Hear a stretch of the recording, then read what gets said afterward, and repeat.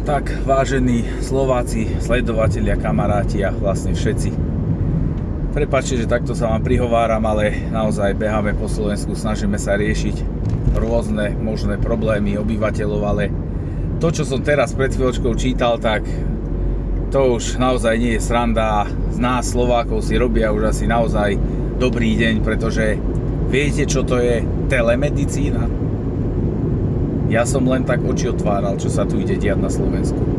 S nástupom Čaputovej progresívnej vlády a menovaní všetkých tých rôznych ministrov na tieto ministerstva, ktoré o takýchto veciach rozhodujú, tak vymysleli nejakú novú vec, pretože idú sa rušiť pohotovosti, rôzne urgenty a tí ľudia jednoducho nebudú mať dostupnú zdravotnú starostlivosť v daný moment, tak zasadli múdre progresívne hlavy a vymysleli telemedicínu.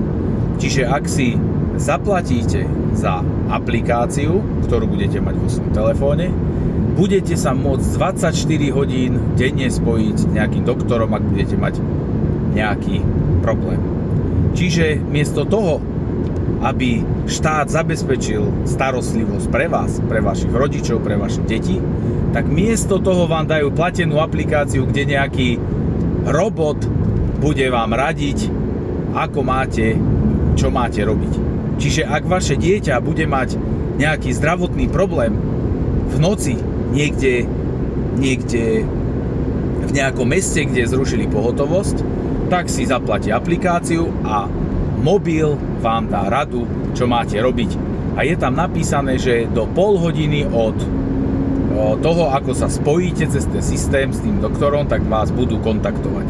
Čiže keď bude niekto vo vážnom nejakom stave, tak najprv si má zapnúť aplikáciu a čakať, čo mu nejaký vymyslený lekár na druhej strane smartfónu odporúči. Veď toto je už naozaj chore.